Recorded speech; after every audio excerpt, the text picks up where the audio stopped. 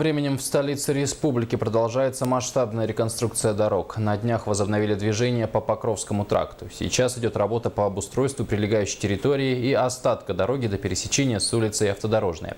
А в центре продолжается расширение улицы Ярославского. Перекрыт участок от улицы Кирова до Кулаковского. Подробности в материале Саргыланы Захаровой. С начала лета идет масштабная реконструкция двух улиц – Покровского тракта и улицы Ярославского. На всех участках ремонтные и строительные работы проводит компания «Дорис», которая этой весной выиграла тендер на сумму более 2 миллиардов рублей. На днях строители завершили работы по укладке последнего слоя асфальта на Покровском тракте, и движение для транспорта вновь открыто. На данный момент практически завершена укладка асфальтобетонной смеси. Осталось практически здесь метров 300. Еще осталось выполнить тротуары, заезды и озеленение. Изначально на пересечении Покровского тракта с улицы Автодорожная планировали организовать круговое движение. Однако из-за сложностей, связанных с расположением инженерных сетей на этом участке, как рассказал представитель компании, работу по обустройству кольца перенесли на следующий год. А в центре Якутска ремонтные работы подошли к самому сложному участку. Участок от улицы Амосова до улицы Кулаковского. Там очень много коммуникаций.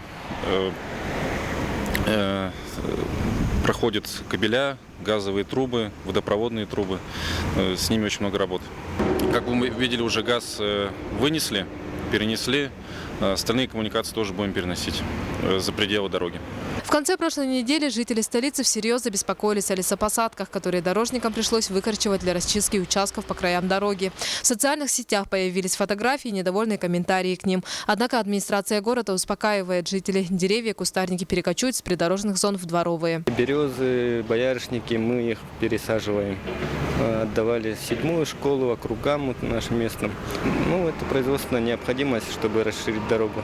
В этом году помимо улицы Ярославского и Покровского тракта реконструкция пройдет на улицах Короленко, Курашова, Дзержинского, Экспериментальная, Билибина и Кузьмина. Также расширят перекрестки Дзержинского Бояркова, Дзержинского Федора Попова и Дзержинского Кальвица с оборудованием на них удобных карманов для правого поворота.